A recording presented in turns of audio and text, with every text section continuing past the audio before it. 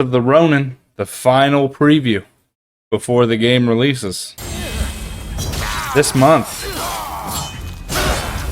Giving me all the good Sekiro vibes on it. So far. I know. Not a graphical stunner like Ghost of Tsushima, I have been very impressed with the depth and sheer number of things to do. It looks really good. The story is compelling and gives you motivation to keep going to see what's next. There's plenty of gear you can acquire to make a stronger build. Characters you meet during your journey will join your crew and fight alongside you. There's a transmogrification I know. that lets you customize your appearance while also having the best. And Neo's been making me so mad lately, dude. But more importantly than all, you could have a pet cat. Felt like a mix of the storytelling and exploration in Assassin's Creed 2 with a smidgen of Ninja Gaiden combat and a dash of Dark Souls difficulty. In other words, this recipe seems to be a perfect mix of gameplay ingredients that I've been loving. The final preview. The main storyline of Rise of Ronin is all about a duo referred to as Blade Twins. In this case, it's believed that the duo are brother and sister who nearly suffered a terrible fate at a young age as their village burned to the ground. Instead, they were saved and recruited into the Veiled Edge as Blade Twins. Highly skilled with the sword, Blade Twins train and grow together as they master their skills. One of your first tests of skill has you infiltrating the ship of historical figure Matthew C. Perry to steal a secret message and assassinate Perry after doing so. This section does a good job of showing off a few stealth elements. Oh, that's so cool. And also showcases combat with the footage PlayStation sent us to use for this preview. Nice. Combat will require precise timing for counters, and you'll need to pay close attention to your key gauge, which is basically a stamina meter.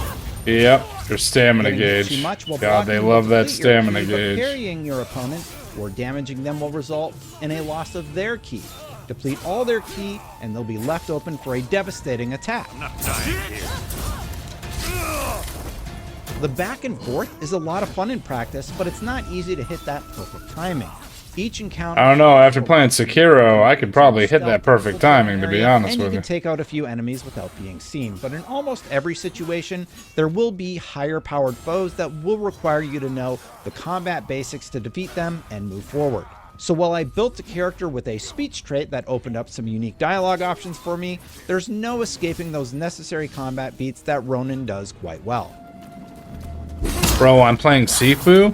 Isn't Sifu another, it's another one that's like Dark Souls, right?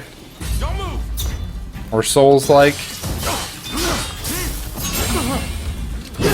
Kinda. Yeah, that's what I was told. Section, Roman really opens up.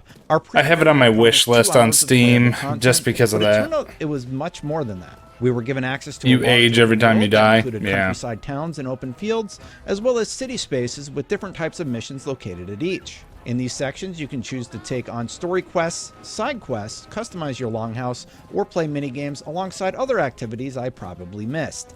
The provided footage we're allowed to use in this preview does a good job of showcasing a smattering of options available to players, but even this feels like it's just a glimpse into what's available, as I haven't even played some of what you're seeing yet. One notable mission in the footage was a story beat where I fought alongside the eccentric Ronin to gain his allegiance in one of the battle missions. In our preview, battle missions allow us to gain ally allegiance as part of core story missions. These are fun excursions that have bonus objectives like defeat 3 formidable foes, and will have an impact on the overall story you wind up experiencing. The main objective in this case was to defeat Gonzo and decide his fate before looting some forged documents that would complete the quest. I could have murdered him right there, but I instead chose to spare Gonzo. Fast forward to the open world section, and I meet a character in the middle of nowhere asking me to deal with a person who swindled him out of money. Who did it turn out to be? None other than Gonzo, who was getting into trouble again, even after I spared him earlier. This time I can like stream it real quick so you can see. Had I chosen to kill him off, I would have been rewarded with some money. What do you mean? But if I didn't, I got an extra helper to fight beside me in the open world. I'll take that over a few trinkets any day. And I discovered these different outcomes because I reloaded my save just to see what would happen had I chosen. Oh, that's awesome. And while I had really been having fun with the Ronin, at this point, this was I want to play this game. How much I was liking this game. Great combat, an intriguing story. The combat looks amazing. That matter, tons of stuff to do, and you can play cats. I'm sold. Yeah, pet cats. That's My crazy. decision to spare Gonzo would pay off too, because in my upcoming story mission fight with Kira, I now had 3 allies going into battle instead of just 2. Myself, the eccentric Ronin, and Gonzo were an unstoppable trio ready to take Kira down. And that's just in the opening missions. I am tremendously excited to see who else I can recruit into my group. These were the core missions that we got to experience in our preview, but there's a lot more to do.